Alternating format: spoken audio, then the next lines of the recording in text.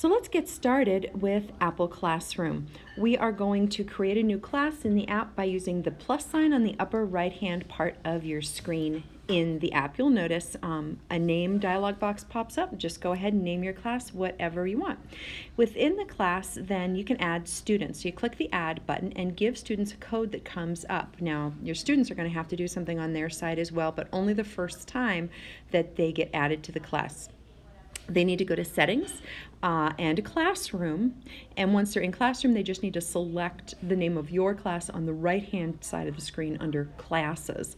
Once you see all of your students' little icons on your screen, and there they are in gray on the bottom of this screen capture, you go ahead and click on Add button. Now let's talk about some features. There's the Open and Navigate. Open is really about opening apps if you don't want kids to have to navigate there. The Navigate is really about getting your kids to a specific website. Keep in mind you'll want to bookmark these in Safari. I tend to put them in favorites. It's just an easy spot. You can lock kids into an app. You can't really lock them when you've navigated, plus when they're in a web browser, of course, they can go anywhere. And then let's take a look at locking and mute.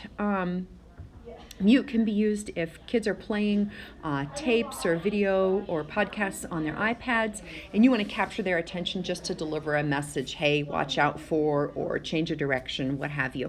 Locking can be useful, especially if kids are in an app, although at the secondary level, typically students need to use more than one app. You could only lock apps one at a time. Screen share is another neat feature to keep in mind if you see a student doing something interesting on their iPad and would like to share it as a model for other kiddos.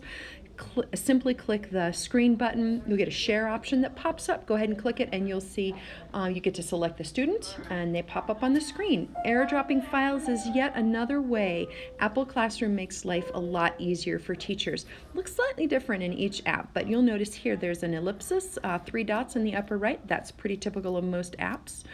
You go ahead and click that there and then you'll get a send to or a share option. So right here you can see that share option pops up, and what will happen when you click share is an additional window pops up that you can see gives you email, notes, Google Drive, but at the top on the left is your classroom. Once you select your classroom, you'll see a blue progress circle sort of inch its way around your class, and then you'll know that something's being that your file is successfully shared out to your participants.